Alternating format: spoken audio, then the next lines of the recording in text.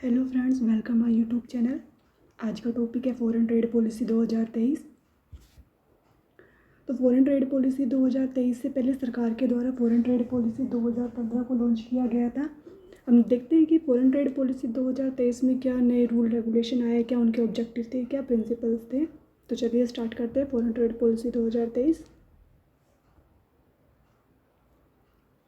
तब सभी को पता है कि फॉरेन ट्रेड पॉलिसी 2023 की शुरुआत से पहले कौन सी पॉलिसी थी? 2015। यानी फॉरेन ट्रेड पॉलिसी 2015 से 20 लॉन्च की गई थी। फॉरेन ट्रेड पॉलिसी 2023 से पहले तो फॉरेन ट्रेड पॉलिसी जो 2015 थी उसकी अवधि 31 मार्च 2020 तक रखी गई थी, लेकिन कोविड-19 के चलते हुए इस अवधि को बढ़ाकर कितना कर दिया गया? 31 मार्च 2023 तक इसको बढ़ा दिया गया। तो 31 मार्च 2023 जब ख़त्म हुआ तो केंद्रीय वाणिज्य उद्योग मंत्री श्री पीयूष गोयल जी के द्वारा नई विदेशी व्यापार नीति 2023 की यहाँ पर घोषणा की गई। तो फॉरेन ट्रेड पॉलिसी 2023 के अंदर कौन कौन से नए बिंदुओं को रखा गया है, देखते हैं। तो फॉरेन ट्रेड पॉलिसी 2023 का मेन उद्देश्य जो था वो निर्यात को सुगम बनाने वाली, कसौटी पर खरी उतरने वाली योजनाओं पर निरंतर आधारित था।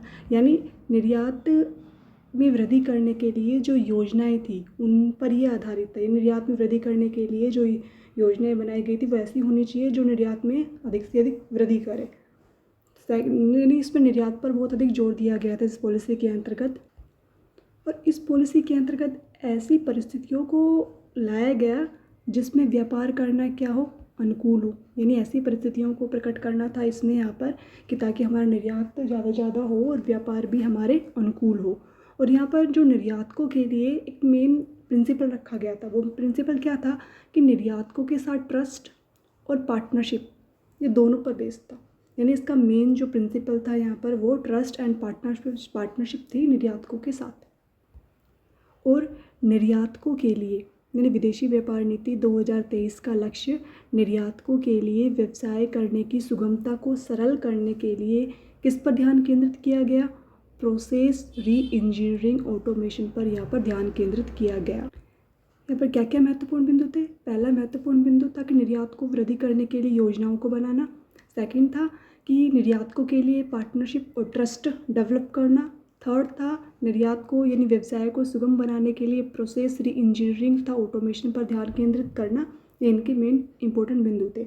हमें पता है कि भारत का निर्यात 750 अरब डॉलर तक पार कर चुका है। 23-24 में इसका क्या उम्मीद थी कि वो कहाँ तक पार करे? 760 अरब अमेरिकी डॉलर को पार करने की यहाँ पर उम्मीद थी। और 2023 तक क्या टारगेट रखा गया था? 2023 तक एक्सपोर्ट का टारगेट यानी कि निर्यात का टारगेट 2 ट्रिलियन डॉलर तक यहाँ पर रखा गया था। तो फॉरेन ट्रेड पॉलिसी 2023 का प्रिंसिपल क्या था यहाँ पर? Trust and partnership. किन के साथ? एक्सपोर्टर के साथ। उनका गोल क्या था कि 2030 तक एक्सपोर्टर के लिए कितना टारगेट हासिल करना? 2 ट्रिलियन जो डॉलर हैं उनका टारगेट हासिल करना इनका गोल था। एंड डेट क्या थी? इस पॉलिसी की कोई एंड डेट नहीं थी। ये टाइम टू टाइम जब भी हमें आवश्यकता पड़ेगी हम इसको अपडेट करते जाएंगे।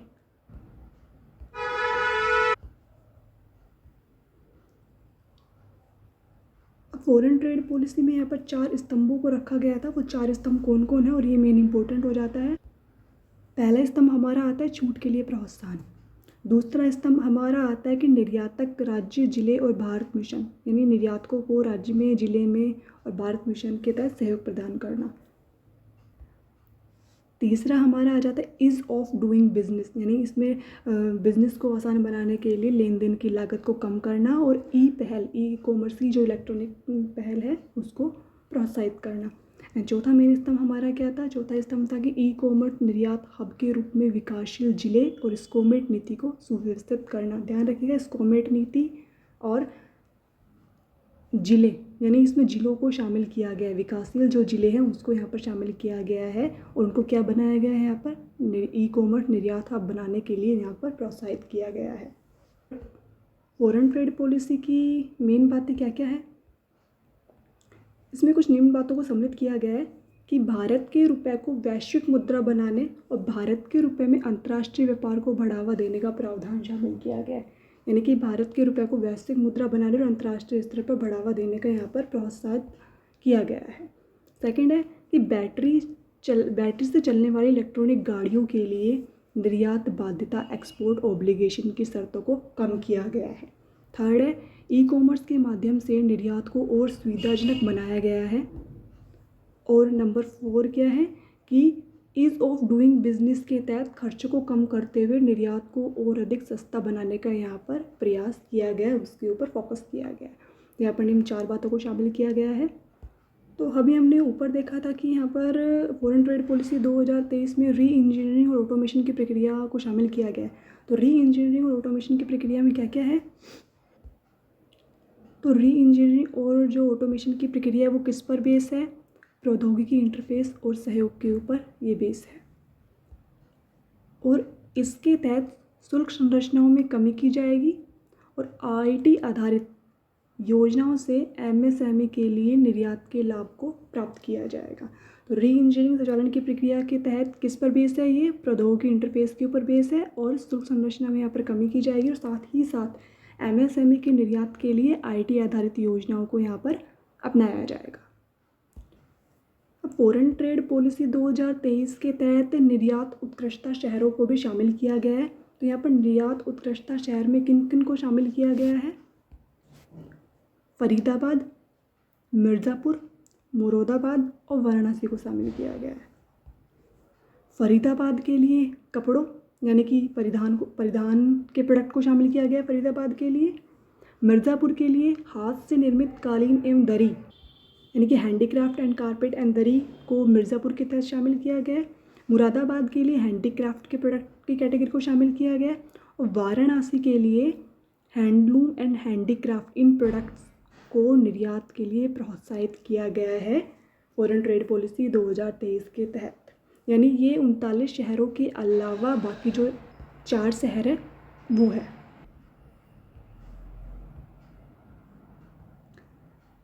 नेक्स्ट पॉइंट है निर्यातकों की मान्यता या निर्यातकों को पहचान।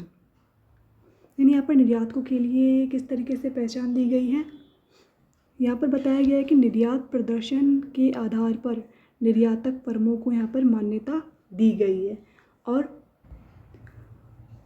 ईच वन टीच वन पहल के तहत ध्यान रखिएगा, ईच वन टीच वन पहल के तहत 2 स्टार और इससे ऊपर जो भी धारक है, जो भी उसमें इच्छुक धारक है, उनके लिए एक मॉडल पाठ्यक्रम के आधार पर प्रशिक्षण प्रदान किया जाएगा। उनको प्रशिक्षण के लिए प्रोत्साहित किया जाएगा मॉडल पाठ्यक्रम के तहत। और ये किस में आता है? ईच वन टीच वन के तहत आता है। 4 व 5 स्टार रेटिंग प्राप्त करने के लिए अधिक से अधिक निर्यातक कंपनियों को सक्षम बनाने के लिए स्टेटस रिकॉग्निशन नियम को फिर से ठीक किया गया है। यानी 2 स्टार और इससे ऊपर के लिए जो व्यक्ति इच्छुक है उनके लिए प्रशिक्षण कार्यक्रम को तैयार किया गया है। 4 स्टार व 5 स्टार के लिए निर्यातकों को और अधिक सक्षम बनाने के लिए स्टेटस रिकॉग्निशन नियमों को फिर से ठीक किया गया है, ताकि क्या हो, इससे निर्यात बाजारों को बेहतर ब्रांडिंग के अवसर प्राप्त हो सके। और यह पहल भारत को 2030 से पहले $5 ट्रिलियन की अर्थव्यवस्था बनाने में मदद करेगी। अब यहाँ पर स्टेटस रिकॉग्निशन नॉर्म है कि 1 star 2 star 3 star 4 star category में पहले एक्सपोर्ट परफॉर्मेंस थ्रेशोल्ड लिमिट कितनी थी और अब कितनी है। यहाँ पर 1 स्टार के लिए पहले $3 मिलियन थी लिमिट थी और अब भी वो 3 ही है। 2 स्टार के लिए 25 थी जो अब 15 कर दी गई है। 3 स्टार के लिए 100 थी जो 50 कर दी गई है। 4 स्टार के लिए 500 की थ्रेशोल्ड लिमिट थी जो अब 200 कर दी गई है। 5 स्टार के लिए 2000 की लिमिट थी जो अब घटाकर 800 कर दी गई है। यानी इन लिमिट अगर 1 star 2 star 3 star 5 star 4 star category के पास ये लिमिट है तो वो इसके अंतर्गत कैटेगरी में शामिल हो सकते हैं। अब जिलों के लिए निर्यात को बढ़ावा कैसे दिया जाएगा? यानी अब की बार फॉरेन ट्रेड पॉलिसी 2023 में जिलों को भी शामिल किया गया है। जिलों के निर्यात को बढ़ाने के लिए प्रोत्साहन दिया गया है। तो ये किस तरीके से किया गया है? निर्यात योग्य उत्पादों और सेवाओं की पहचान कर जिला स्तर पर जो भी प्रॉब्लम्स है उनको हल करने के लिए एक संस्थागत तंत्र की स्थापना की गई है।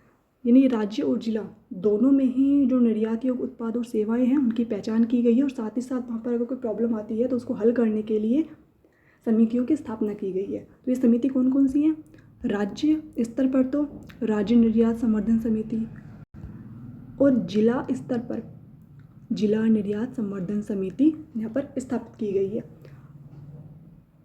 नेक्स्ट है जमीनी स्तर पर पारिस्थितिक तंत्र के विकास में, यानी जमीनी स्तर पर व्यापार के विकास में तेजी लाने के लिए जिलों के लिए जिला निर्यात प्रोत्साहन समिति के माध्यम से निर्यात हब के रूप में विकसित किया जाएगा।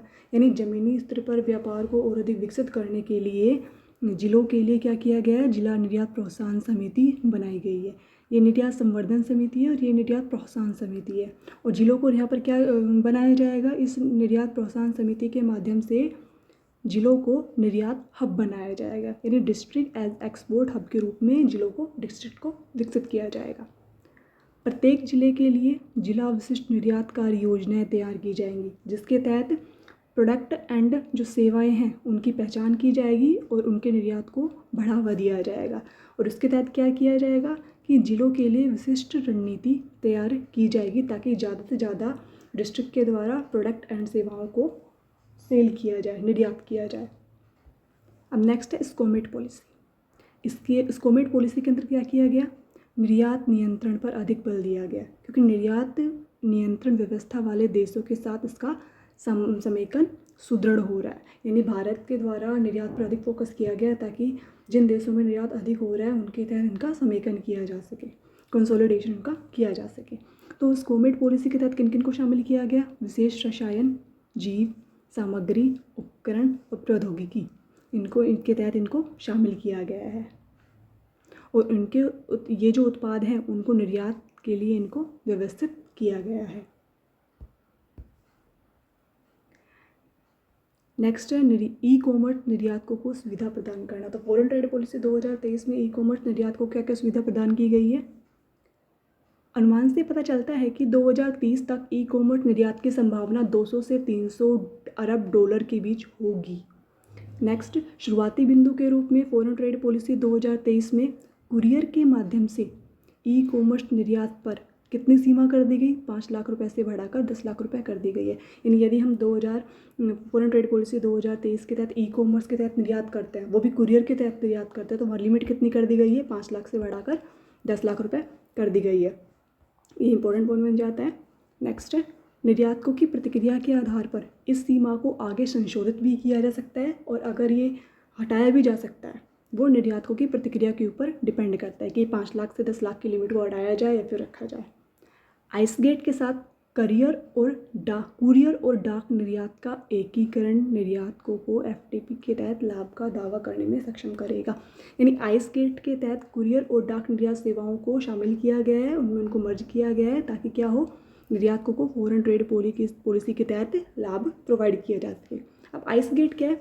भारतीय सीमा शुल्क इलेक्ट्रॉनिक डेटा इंटरचेंज गेटवे। इसकी फुल फॉर्म को ध्यान रखिएगा। आइस गेट की फुल फॉर्म क्या है?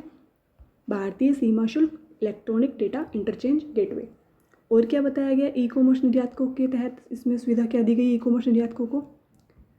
डाक निर्यात सुविधा, यानी विदेशी डाकघरों के साथ हब एंड स्पोक मॉडल के तहत काम करने के लिए पूरे देश में क्या संचालित किए गए?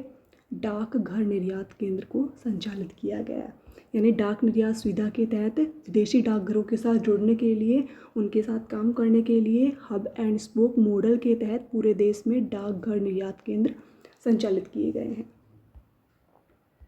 सीमा पार ई कॉमर्स की सुविधा प्रदान करने और भीतरी इलाकों और जमीन से घिरे क्षेत्रों में ई कॉमर्स की सुविधा प्रदान करने वाले कारीगरों, बुनकरों, शिल्पकारों, एमएसएमई को अंतर्राष्ट्रीय बाजार तक पहुंच बनाने में यहाँ पर सक्षमता उनको मिलेगी, यानी उनको सहायता दी जाएगी। किन किन को?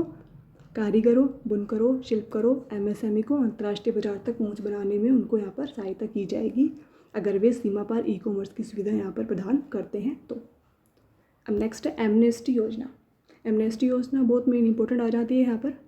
तो एमनेस्टी योजना के तहत विवाद से विश्वास, यानी यहाँ पर कोई भी अगर विवाद होता है तो उसको निपटान करने का प्रयास किया जाएगा और इस तरह से ताकि निर्यातकों को कोई भी समस्या हो विवाद के संबंध में तो उनको सोल्व की जाए और निर्यातकों को राहत प्रदान की जाए और निर्यात को ज़्यादा से ज़्यादा बढ़ावा दिया जाए। यही एमनेस्टी योजना का मेन इंपॉर्टेंट उद्देश्य आ जाता है। तो एमनेस्टी योजना में मेन थीम क्या रही है? विवाद से विश्वास, ताकि निर्यातकों के विवादों का निपटान कर उनको विश्वास दिलाया जाए, है ना। तो यही एमनेस्टी योजना का मेन इंपॉर्टेंट उद्देश्य आ जाता है। आगे पूंजीगत वस्तु निर्यात संवर्धन, यानी इसके तहत हम आगे पढ़ेंगे कि पूंजीगत वस्तु निर्यात संवर्धन क्या है। तो पूंजीगत वस्तु निर्यात संवर्धन स्कीम के तहत सामान्य सेवा प्रदाता स्कीम के तहत लाभ का दावा करने के लिए एक अतिरिक्त स्कीम को जोड़ा गया। यानी पूंजीगत वस्तु निर्यात संवर्धन EPCG स्कीम के तहत सामान्य सेवा प्रदाता स्कीम के तहत लाभ लेने वाले जो भी हितधारक हैं उनके लिए एक अलग से स्कीम को जोड़ा गया है, जिसका नाम क्या है? PM मित्र। PM मित्र की फुल फॉर्म क्या है? प्रधानमंत्री मेगा समेकित वस्त्र क्षेत्र तथा परिधान पार्क। नेक्स्ट है डेयरी सेक्टर में प्रौद्योगिकी को अपग्रेड करने के लिए, यानी डेयरी सेक्टर में प्रौद्योगिकी अपग्रेडेशन के तहत सहायता प्रदान करने के लिए औसत निर्यात दायित्व बनाए रखने से छूट उपलब्ध कराई जाएगी। यानी कि डेयरी सेक्टर में यदि हम प्रौद्योगिकी को उपयोग करते हैं और उसके तहत अगर हमारा निर्यात बढ़ता है तो यहाँ पर हमें निर्यात दायित्व में क्या मिलेगी? छूट मिलेगी। इस प्रकार इसलिए यहाँ पर किन किन प्रोडक्ट को शामिल किया गया? यहाँ सभी प्रकार के बैटरी, इलेक्ट्रॉनिक वाहनों, वर्टिकल फार्मिंग इक्विपमेंट, अपशिष्ट जल उपचार, रिसाइकलिंग, वर्षा जल संचयन प्रणाली तथा वर्षा जल फिल्टर और हरित हाइड्रोजन हरित प्रौद्योगिकी उत्पादों को यहाँ पर शामिल किया गया है। यानी इनको भी पूंजीगत वस्तु निर्यात संवर्धन के तहत शामिल किया गया है और इन्हें भी हमारे निर्यात दायित्व के तहत यहाँ पर छूट मिलेगी। अगर हमारा कोई भी दायित्व बनता है तो उसके तहत हमें छूट मिलेगी, यानी हमारा जो ड्यूटी है, हमें जो चार्ज करना होगा टैक्स, वो कम हो जाएगा। नेक्स्ट है अग्रिम प्राधिकरण योजना, यानी AAS के तहत सुविधा, यानी AAS की फुल फॉर्म क्या है? अग्रिम प्राधिकरण योजना।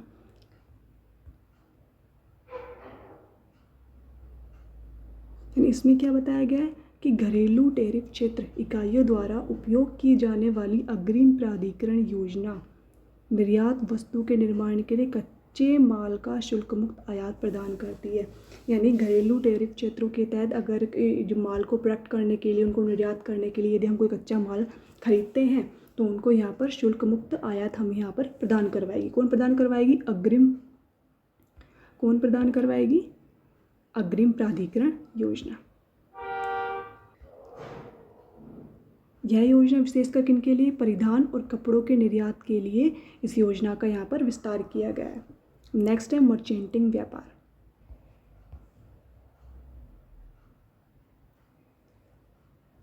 यहाँ पर भारत को एक मर्चेंटिंग व्यापार हब के रूप में प्रदर्शित किया गया है। यानी भारत को एक मर्चेंटिंग व्यापार हब के रूप में विकसित करने के लिए फॉरेन ट्रेड पॉलिसी 2023 के तहत मर्चेंटिंग व्यापार के लिए प्रावधान प्रस्तुत किए गए हैं। नेक्स्ट है निर्यात नीति के तहत सीमित एवं प्रतिबंधित मदों को मर्चेंटिंग व्यापार अब संभव हो सकेगा। यानी कि यहाँ पर जो भी पहले सीमित मदें थी, प्रतिबंधित मदें थी, जिनके ऊपर रोक टोक लगाई गई थी, उनको अब मर्चेंटिंग व्यापार के तहत ओपन कर दिया गया है। यानी उनके ऊपर प्रतिबंध नहीं है, बहुत कम प्रतिबंध है। अब क्या, मर्चेंटिंग व्यापार के तहत भारतीय बंदरगाह को छुए बिना एक देश के द्वारा दूसरे देश में वस्तुओं का निर्यात शामिल हो सकेगा। यानी हम एक देश के बंदरगाह पर जाए बिना ही हम क्या कर सकते हैं? वहाँ अपनी वस्तुओं का निर्यात कर सकते हैं। और इसके बीच मध्यवर्ती भागीदारी किसकी होगी? भारत की होगी। ये भारतीय रिजर्व बैंक के दिशा निर्देशों के अनुपालन के अधीन होगी। यानी जो मर्चेंटिंग व्यापार जो भी काम करेगा वो भारतीय रिजर्व बैंक के अनुपालन के अधीन ही काम करेगा। लेकिन ये जो भारतीय रिजर्व बैंक के रूल रेगुलेशन होंगे वो स्कोमेट और CITES की वस्तुओं के ऊपर लागू नहीं होंगे। नेक्स्ट पॉइंट है यहाँ पर कि भारत के कुछ ऐसे उद्योग क्षेत्र हैं जिनको किसमें चेंज किया जाएगा? मर्चेंटिंग हबों में तब्दील किया जाएगा। और ये मर्चेंटिंग हब कैसे हो सकते हैं? जैसे कि दुबई, सिंगापुर, हांगकांग जैसे स्थानों पर देखने को हमें मिले। यानी बाहर के उद्यमियों को भी क्या मिलेगा, गिफ्ट सिटी बनने का मौका मिलेगा। तो इसके लिए faster online processing under FTP 2023 है। यानी अगर हम परमिशन लेना चाहते हैं उद्योग के लिए तो पहले कितनी टाइमिंग थी और अब उसको जनरेट करने के लिए कितनी टाइमिंग हमें लगेगी।